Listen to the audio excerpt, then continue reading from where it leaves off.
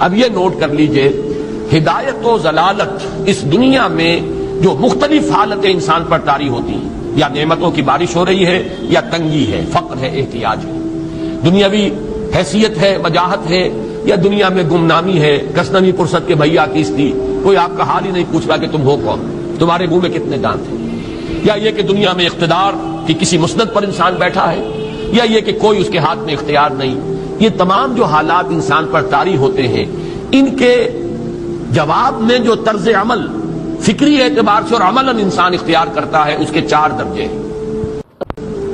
پہلا درجہ ہے انتہائی گمراہی، ضل ضلالا بعیدا۔ وہ کیا ہے؟ اگر عزت ہوئی، نعمتیں ملی، فلاں دیوی یا دیوتا کی نگاہ کرم ہے، اس کی کرپا سے یہ ہو گیا، اور اگر کوئی تکلیف آ گئی، مصیبت آ گئی، معلوم ہوتا ہے کہ فلاں دیوی یا دیوتا ہم سے ناراض ہو گیا، یہ کالی دیوی کی طرف سے کوئی مصیبت آ گئی ہے، یا یہ کہ یہ لکشمی دیوی کی نگاہ کرم ہے کہ ہمیں دولت مل گئی ہے۔ یہ تو ہے شرک۔ شرک ہونے کے اعتبار سے یہ ہے ضل ضلالا بعیدا، انتہائی پستی۔ اس پستی سے اوپر آئیں گے تو توحید کی پہلی منزل ہے۔ عزت دی اللہ نے دی، اگر کوئی تنگی آ گئی، فقر، تکلیف، کوئی ذلت، رسوائی، یہ بھی اللہ کی طرف سے۔ ایک اعتبار سے تو انسان ہدایت پر آ گیا، بڑی گہرائی تھی اس گندگی کی اور اس خباثت کی جو شرک جس کا نام ہے، اس سے انسان نکل آیا، نجاست سے۔ توحید تو ہے، لیکن ابھی اس میں اس کی گمراہی کا ایک ایلیمنٹ شامل ہے، اور یہ گمراہی سے جب تک آگے نہیں آئے گا، اوپر نہیں ابھرے گا، اس کا طرز عمل کیا ہوگا کہ ذرا کچھ مل گیا، عزت مل گئی، پھولے نہیں سما رہے، اب زمین پر قدم نہیں ٹک رہے، گردن اکڑ رہی، کہیں محرومی ہو گئی، کوئی تکلیف آ گئی، کوئی مشقت، فقر آ گیا، اب بجھ کر رہ گئے۔ ان دونوں کیفیات میں انسان کا پینڈولم جو ہے وہ ایکسٹریم کو جائے گا۔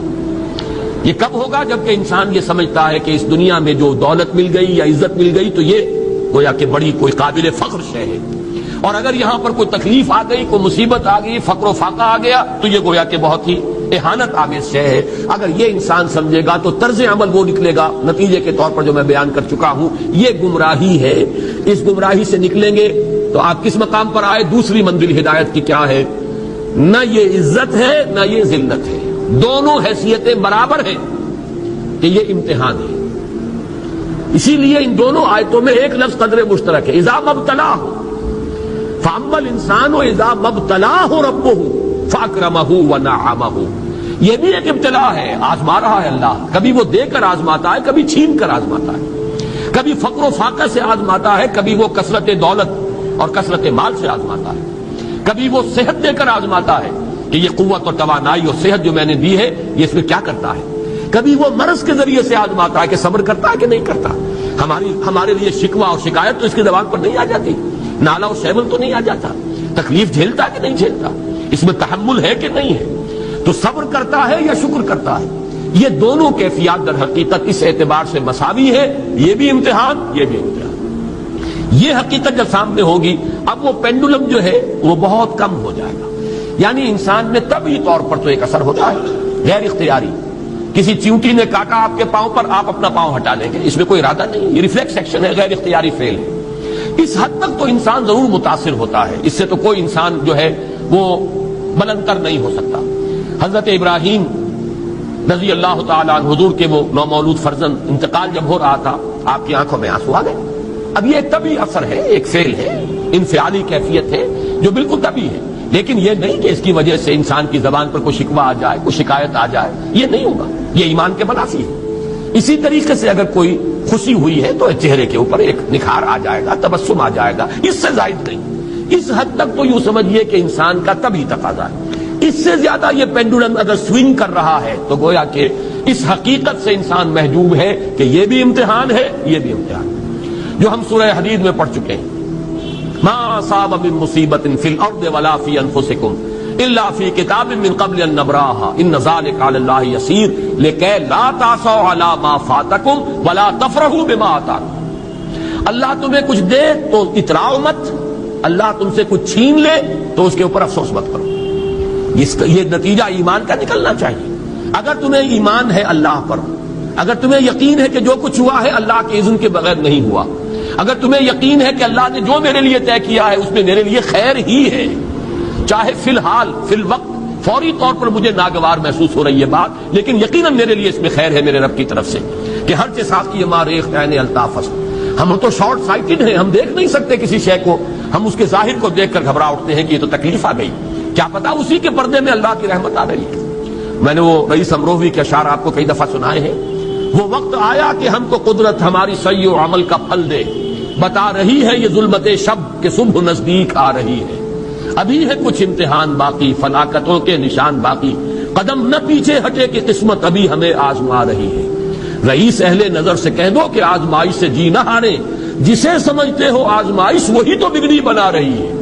اسی آزمائش سے تو بگڑی بنے گی، اسی سے تو تمہارا خیر جو ہے اجاگر ہوگا، سامنے آئے گا، پتہ چلے گا who's who, what is what۔ ابو بکر میں کتنا یقین اور ایمان تھا، یہ کیسے معلوم ہوگا؟ کیسے معلوم ہوگا کہ بلال میں کتنا سہار، کتنا تحمل تھا، کتنا صبر تھا، اگر وہ مصیبت ان پر نہ آتی کہ جو امیہ ابن خلف کے ہاتھوں ان پر قیامت ٹوٹ رہی تھی۔ تو یہ ساری چیزیں جو ہے ما اصاب من مصیبت فی الارض ولا فی انفسکم الا فی کتاب من قبل ان نبرأ ان ذلک علی اللہ یسیر لکی لا تعصوا علی ما فاتکم ولا تفرحوا بما آتاکم واللہ لا یحب کل مختال فخور۔ اگر اس حقیقت سے محجوب ہو جاؤ گے تو پھر اختیال اور فخر اور گھمنڈ پیدا ہو جائے گا تمہارے اندر، یا دوسری طرف مایوسی، کمر ہمت ٹوٹ کر رہ جائے گی، خودکشی کرنے کو انسان آمادہ ہو جاتا ہے، ذرا کوئی ناکامی دنیا میں آ گئی، کوئی تکلیف آ گئی۔ یہ ہے در حقیقت تیسری منزل، ہدایت کی دوسری سیڑھی۔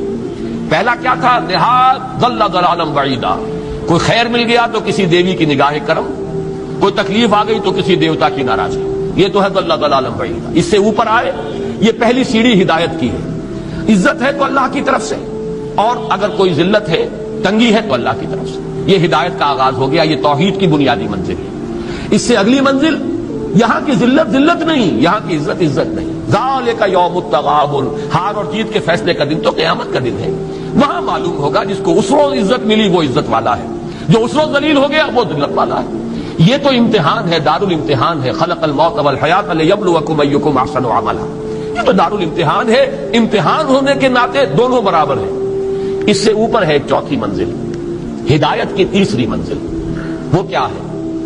عام طور پر انسان یہ سمجھتا ہے کہ یہ جو آزمائش ہے تنگی کی اور فقر و فاقہ کی، یہ سخت تر آزمائش ہے، اور نعمتوں کی بارش ہو تو یہ آسان آزمائش ہے۔ یہ بھی ابھی گمراہی کا ایک پرت جو ہے اس کی باقی ہے۔ ابھی ہدایت کا جو کامل جو ہوگا انکشاف، وہ کب ہوگا؟ جب انسان اس حقیقت کو جان لے کہ جہاں وسعت ہو، جہاں کثرت ہو، وہ زیادہ بڑا امتحان ہے، سخت امتحان ہے، بجائے اس کے کہ اگر قلت ہے، کمی ہے، یہ کم تر امتحان ہے، یہ کم بھاری امتحان ہے۔ کیوں؟ کہ اگر آپ کے پاس کثرت ہے، آپ کے اندر غفلت پیدا ہو جائے گی۔ کثرت کا لازمی نتیجہ غفلت ہے۔ نہ کوئی غم کرو، نہ خوف، خوشیاں مناؤ جنت کی جس کا تم سے وعدہ کیا گیا تھا۔ اللہ کی ربوبیت پر اطمینان جب انسان کو ہو جاتا، میرا رب اللہ ہے، ربی اللہ، انسان کے لیے نہ کوئی کھٹکا، نہ کوئی خطرہ، نہ کوئی خوف، نہ کوئی حزن۔ جو کچھ ہو رہا ہے کس کے اذن سے ہو رہا ہے؟ اللہ کے اذن سے۔ اللہ کے اذن کے بغیر پتہ تک نہیں ہلتا۔ یہ کوئی اندھا بہرا مادہ نہیں ہے جس سے مجھے کوئی خوف ہو۔ اندھا بھینسا چلا رہا ہو اس سے تو ڈرنے کا ہر انسان کو ڈرنا چاہیے، نہ معلوم کس کو ٹکر مار دے، لیکن نہیں، اس کائنات کو چلانے والا ایک سمیع و بصیر خدا ہے۔ وہ جو میرا دوست ہے، میرا ولی ہے، اللہ ولی الذین آمنوا یخرجہم من الظلمات الی النور، اللہ اہل ایمان کا ولی ہے، ساتھی ہے، پشت پناہ ہے، مددگار ہے، حمایتی ہے۔ بتائیے جسے یقین ہو جائے کہ اللہ میرا مددگار، اللہ میرا محافظ، اللہ میرا پشت پناہ، اللہ میرا حمایتی، اس کے لیے کوئی خوف ہوگا؟ اس سے کوئی ڈر ہوگا؟ میں مثال دیا کرتا ہوں ایک بہت سادہ، پنجاب کے دیہات کی۔ تو بڑا چودھری ہے اور کوئی غریب کسان ہے۔ اس غریب کسان کی کہ جانوروں کو ہر وقت اندیشہ ہوگا چوری کا، کوئی میری بھینس کھول کر نہ لے جائے، کوئی میرا بیل کھول کر نہ لے جائے۔ لیکن جس کے بارے میں یہ سب کو معلوم ہو کہ وہ جو بڑا چودھری ہے وہ اس کا دوست ہے، اس کی بچیا کو کوئی خوف ہوگا؟ اس کی بھینس پر کوئی ہاتھ ڈالے گا؟ اسے کوئی اندیشہ ہوگا؟ نہیں۔ کیوں کہ وہ بڑا چودھری، بڑا اس کا یہاں کا سردار، جاگیردار، سب کو معلوم ہے وہ میرا دوست ہے، کوئی میرے خلاف اقدام نہیں کر سکتا۔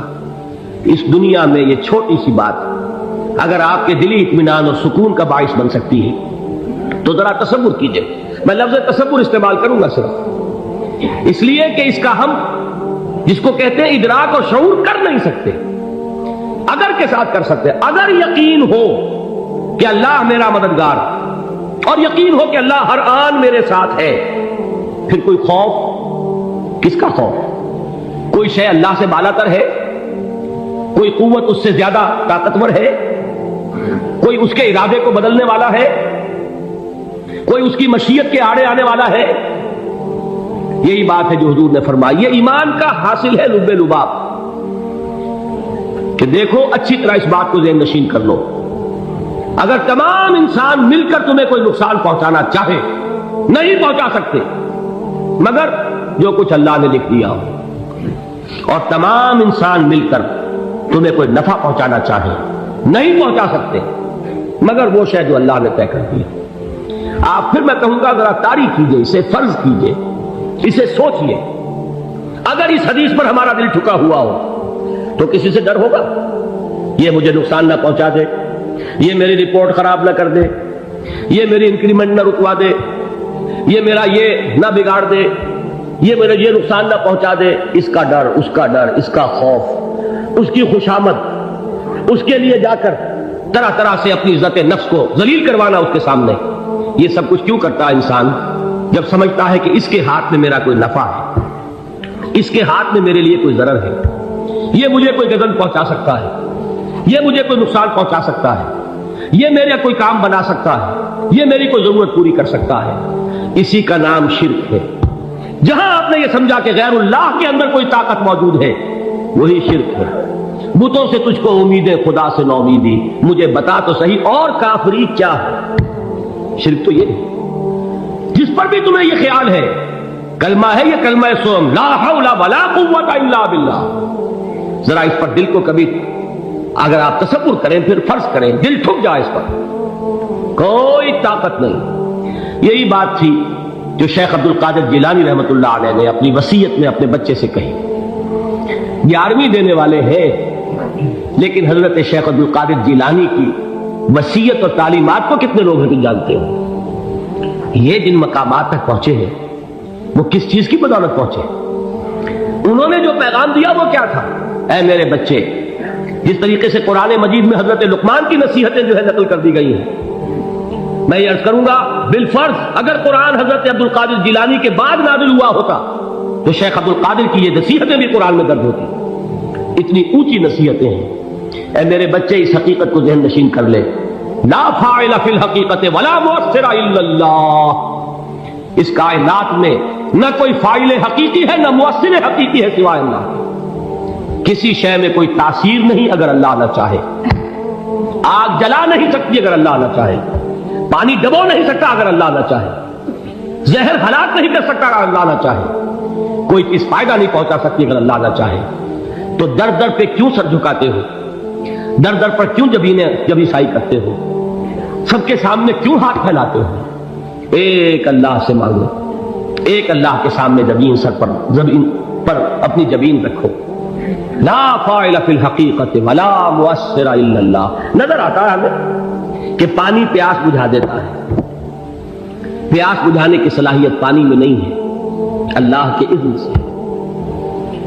کھانا بھوک مٹا دیتا ہے، بھوک مٹانے کی صلاحیت کھانے میں نہیں ہے، اذن رب میں ہے۔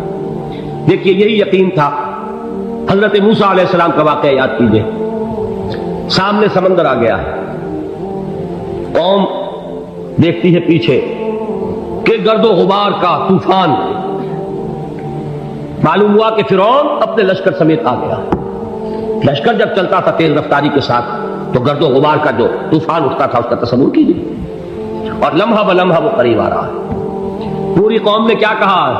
اے موسیٰ انا لمدرکون، اے موسیٰ ہم کو پکڑے گئے۔ قرآن مجید میں تو یہاں وہ باتیں نہیں لکھی ہیں، لیکن تورات میں یہ درج ہے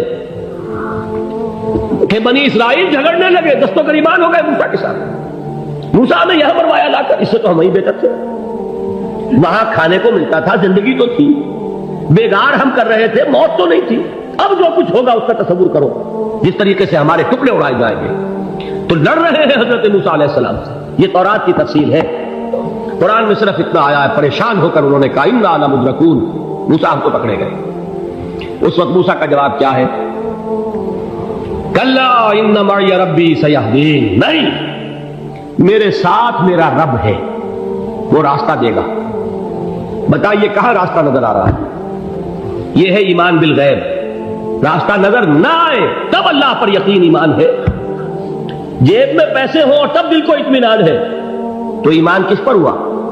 پیسے پر، اللہ پر نہیں۔ جب وسائل و ذرائع نہ ہو اور پھر یقین ہو کہ اللہ مسبب الاسباب ہے، وہ اسباب کا پابند نہیں ہے، وہ اسباب کا محتاج نہیں ہے، اسباب اس کے محتاج ہے، اگر یہ یقین ہے تو اللہ پر ایمان ہے، یہ نہیں ہے تو تمہارا ایمان اسباب پر ہے، وسائل پر ہے، ذرائع پر ہے، مادیات پر ہے، اللہ پر نہیں۔ اس وقت کہاں راستہ تھا؟ کوئی راستہ تھا؟ سمندر ہے اور ادھر سے لشکر آ گیا ہے۔ کلا ان معی ربی سیہدین۔ اب دیکھیے ایمان کہہ دینا آسان ہے، ہوا معکم اینما کنتم، جہاں کہیں بھی تم ہوتے ہو اللہ تمہارے ساتھ ہوتا ہے، لیکن اس کا یقین قائم ہو جائے تو زمین و آسمان کا فرق واقع ہو جائے۔ یہی بات ہوئی حضور کے ساتھ، غار ہے، چھپے ہوئے ہیں محمد رسول اللہ اور آپ کے وہ یار غار ابو بکر صدیق رضی اللہ تعالی عنہ۔ اقبال نے حضرت ابو بکر کی شان میں چند اشعار کا صرف، لیکن واقعہ یہ ہے کہ بھاری بھاری نظموں پر اور قصیدوں پر بھاری ہے، طویل ترین نظمیں اور قصیدے ہوں ان پر بھاری ہے۔ ہمت ابو بکر کی ہمت جو ہے، کشت ملت را چو اب، جیسے بارش سے کھیتی اپجتی ہے، ابو بکر کی ہمت اور عزیمت اس امت کو اسی طرح سینچنے والی ہے۔ ثانیے اسلام و غار و بدر و قب، وہ دوسرے تھے اسلام میں، دوسرے پہلے کون تھے؟ انا اول المومنین، حضور فرماتے سب سے پہلا ایمان لانے والا میں، دوسرے ابو بکر۔ ویسے ہمارے ہاں یہ چلتا ہے اختلاف، حضرت علی پہلے ہیں کہ حضرت ابو بکر پہلے ہیں، لیکن اس میں بڑی خوبصورت تطبیق قائم کی ہے علماء نے اور بہت صحیح ہے۔ چار کے بارے میں فیصلہ ہی مت کرو کہ کون پہلے، ان کی ایک عجیب تقسیم کر دی ہے۔ آزاد مردوں میں، بالغ مردوں میں سب سے پہلے ابو بکر، بچوں میں سب سے پہلے علی، خواتین میں سب سے پہلے خدیجہ، اور غلاموں میں سب سے پہلے زید بن حارثہ۔ بڑی پیاری تقسیم ہے، یہ چاروں ہی پہلے ہیں، ہر ایک کے لیے اولیت ہے۔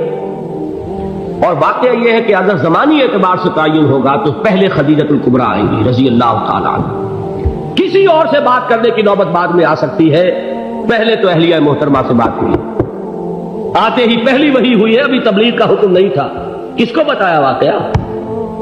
ابھی اپنی نبوت کی تبلیغ کا تو حکم ہی نہیں آیا، واقعہ کس کا ہے؟ وہ خدیجہ کا ہے۔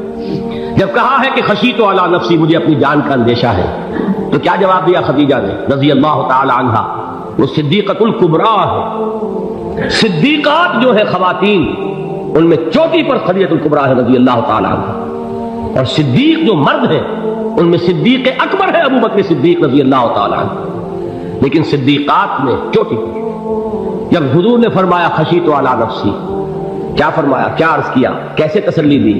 نہیں نہیں، اللہ آپ کو ضائع نہیں کرے گا، آپ غریبوں کے ہمدرد ہیں، آپ مساکین کے تکالیف رفع کرنے والے ہیں، آپ بیواؤں کی سرپرستی کرتے ہیں، آپ مسافروں کی خدمت کرتے ہیں، اللہ آپ کو ضائع نہیں کرے گا، یہ یقین ہے اس خاتون کے اندر۔ خیر وہ ایک علیحدہ بات ہو جائے گی، میرے دل پر حضرت خدیجہ رضی اللہ تعالیٰ عنہ کی شخصیت کا بڑا گہرا نقش ہے، جو وہ کوئی اور ہی وقت اور موقع ہوا تو بیان ہوگا۔ بہرحال اقبال نے ایک مصرے میں جو چار اولیتیں جمع کر دی ہیں، ہمت کشت امت را چو ابر، ثانی اسلام و غار و بدر و قبر۔ اسلام میں حضور کے بعد پہلے کون؟ ابو بکر، غار میں حضور کے ساتھ کون؟ ابو بکر، بدر کی رات اللہ کا رسول سر بسجود، وہ جھاڑ وہ گھاس پھوس کی جو جھوپڑی بنائی گئی تھی، اور وہاں تلوار ننگی لے کر پہرا دینے والا کون؟ ابو بکر. اور اس حجرہ عائشہ میں محمد کے بعد سب سے پہلے دفن ہونے والا کون؟ ابو بکر رضی اللہ تعالی عنہ صلی اللہ علیہ وسلم. وہ جو معاملہ میں سنا رہا تھا غار ثور کا، حضرت ابو بکر بھی حضور کے خیال سے لرز گئے ہیں. آپ کو یاد ہوگا کہ جا کر پہلے تمام جتنے سوراخ تھے انہیں بند کیا. ایک سوراخ رہ گیا تھا جس کو بند کرنے کے لیے کوئی کپڑا نہیں تھا، وہاں اپنی ایڑی رکھی ہے. تب کہا ہے حضور سے تشریف لائیے، اور اپنے زانو پر حضور کو لٹایا ہے، اور وہاں کسی موذی جانور نے کاٹا ہے. حضور کی آنکھ لگ گئی تھی اس وقت. اس بل کے اندر جو بھی بچھو ہے کیا ہے واللہ عالم، اس نے کاٹا ہے. اس کی تکلیف کی وجہ سے ابو بکر کی آنکھوں سے آنسو ٹپک گئے. حضور کے چہرے مبارک پر پڑے ہیں تو حضور جاگے ہیں معاملہ کیا ہے. ایڑی نہیں ہٹائی وہاں سے، مبادا وہ جانور وہاں سے نکل کر محمد الرسول اللہ کو کوئی گردن پہنچا دے. ابو بکر کی ایڑی ہے، جس طرح چاہے کھا لے، ختم کر دے، جان نکل جائے تب کوئی آنچ آئے محمد پر تو آئے، لیکن جیتے جی نہیں. وہ ہے ابو بکر حضور کے خیال سے. اس وقت حضور نے پھر اپنا لعاب دہن لگایا ہے، اور اس سے پھر آپ کی تکلیف ختم ہوئی. جیسے خیبر میں حضرت علی کی آنکھ دکھ رہی تھی، اس کو جو شفا حاصل ہوئی ہے وہ بھی حضور کے لعاب دہن سے ہوئی. تو بہرحال اس وقت انہوں نے کہا ہے کہ اے نبی یا رسول اللہ، اگر اس وقت ان میں سے کسی نے غیر ارادی طور پر بھی اپنے قدموں کی طرف جھانک لیا تو پکڑے جائیں. کیا جواب تھا اللہ کے رسول کا؟ لا تحزن ان اللہ معنا. اللہ ہمارے ساتھ ہے، کیوں گھبراتے ہو ابو بکر؟ یہ ہے ایمان باللہ. میرا مالک اللہ، میرا رازق اللہ، میرا محافظ اللہ، میرا مددگار اللہ، میرا پشت پناہ اللہ، میرا دوست اللہ.